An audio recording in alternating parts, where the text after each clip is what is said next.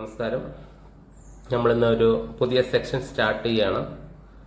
+1 +2 physics, chemistry, biology വിഷയങ്ങളെ കുറിച്ചൊരു class ആണ് ഈ സെക്ഷനിൽ.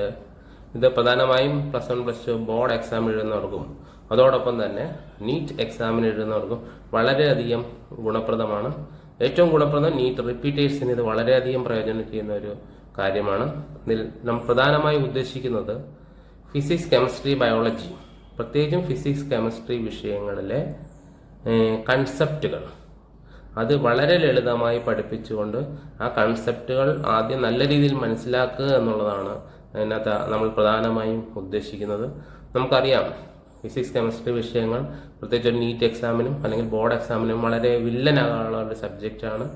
അതിന് കാരണം എന്ന് പറയുന്നത് ആ കൺസെപ്റ്റുകളെ കൃത്യമായും ലളിതമായും മനസ്സിലാകാതെ ഒരു അന്ധനാനയെ കണ്ട പോലെയുള്ള രീതിയിൽ മനസ്സിലാക്കി വെച്ചിരിക്കുന്നത് കൊണ്ട് തന്നെയാണ്.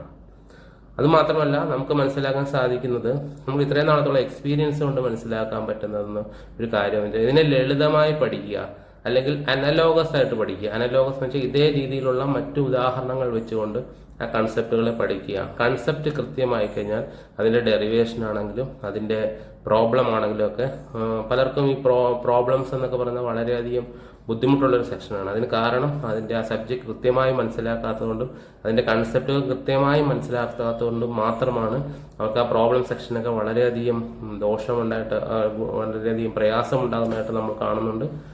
അപ്പം അതൊക്കെ പരിഹരിക്കുക എന്നുള്ളതും അതോടൊപ്പം തന്നെ ആ മെത്തേഡിലൂടെ ഫോളോ ചെയ്തുകൊണ്ട് നിങ്ങൾക്ക് ഒരു ബോർഡ് എക്സാമിന് ഫുൾ മാർക്ക് മേടിക്കാനും ഏറ്റവും പ്രധാനപ്പെട്ട നീറ്റ് എക്സാമിന് വരുന്ന സമയത്ത് ഈ കൺസെപ്റ്റുകൾ കൃത്യമായി പഠിച്ചുകൊണ്ട് ഒരു ഹൈ സ്കോർ 90-95 ആ പെർസെൻറ്റേജിലേക്കൊക്കെ നിങ്ങൾക്ക് സ്കോർ ചെയ്യാൻ പറ്റുന്ന രീതിയിൽ നിങ്ങളെ പ്രിപ്പയർ ചെയ്യിക്കുക എന്നുള്ളതാണ് ഈ സെക്ഷനിലൂടെ പ്രധാനമായും നമ്മൾ ഉദ്ദേശിക്കുന്നത്.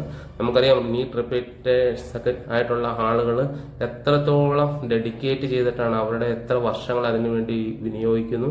എന്നിട്ട് അവർക്ക് കൃത്യമായ ഒരു റിസൾട്ട് ഉണ്ടാകുന്നില്ലെങ്കിൽ അത് വളരെയധികം ദുഃഖകരമായിട്ടുള്ള ഒരു കാര്യമാണ്. അത് അവരുടെ ബ്രെയിൻ കപ്പാസിറ്റിയുടെ കുഴപ്പമൊന്നുമല്ല. അതെല്ലാവർക്കും ഒരേ ബുദ്ധിയൊക്കെ തന്നെ എല്ലാവർക്കും ഉള്ളത്. പക്ഷേ അതിന് സമീപിക്കുന്ന രീതിയുടെ വ്യത്യാസം കൊണ്ടാണ് അതിന് ആ രീതിയിലുള്ള റിസൾട്ടുകൾ അവർക്ക് കൃത്യമായി കിട്ടാതെ പോകുന്നത്. അതുകൊണ്ട് അവർക്കും എല്ലാവർക്കും അങ്ങനെ ബുദ്ധിയുള്ളവൻ ബുദ്ധിയില്ലാത്തവൻ അങ്ങനെ ഒന്നുമില്ല. ഇതിനു വേണ്ടി മനസ്സ് കൊടുത്ത് പ്രിപ്പയർ ചെയ്യാൻ തയ്യാറായിട്ടുള്ള എല്ലാവർക്കും ഒരേപോലെ ഒരു റിസൾട്ട് കിട്ടുന്നൊരു മെത്തേഡാണ് നമ്മളിവിടെ അവതരിപ്പിക്കുന്നത്. അപ്പോൾ അതിലൂടെ നിങ്ങൾ നല്ല രീതിയിൽ കൃത്യമായി ഇപ്പോൾ ഒരു സെക്ഷൻ ഇപ്പോൾ സ്റ്റാർട്ട് ചെയ്യുമ്പോൾ നമ്മൾ വിചാരിക്കും കുറേ താമസിച്ചു പോയി. അങ്ങനെയൊന്നുമില്ല. ഇപ്പോൾ ജൂണിലൊക്കെ തുടങ്ങേണ്ട ഒരു സെക്ഷൻ നമ്മളിപ്പോൾ ഒരു ഒക്ടോബർ സെപ്റ്റംബർ മാസത്തിൽ തുടങ്ങുന്നു. ഇനി ഒരു 6 മാസത്തോളമൊക്കെ നമുക്ക് ബാക്കിയുണ്ട്. ആ സമയം ഏകദേശം ഒരു 180-200 ദിവസങ്ങളുണ്ട്.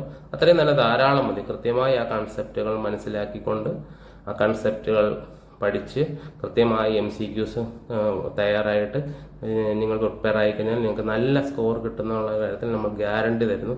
അപ്പോൾ ഇത്തരം സെക്ഷനുകൾ നമ്മൾ ഈ പറയുന്ന കാര്യങ്ങൾ ശരിയാണോ തെറ്റാണോ അല്ലെങ്കിൽ എത്രത്തോളം നിങ്ങൾക്ക് ഉപകാരപ്രദമാകുന്നു എന്നുള്ളത് നിങ്ങൾ കൃത്യമായി മനസ്സിലാക്കിയതിന് ശേഷം ഈ മെത്തേഡ് ഫോളോ ചെയ്താൽ മതിയെന്ന് മാത്രം പറഞ്ഞുകൊണ്ട് എൻ്റെ വാക്കുകൾ നിർത്തുന്നു. നമസ്കാരം.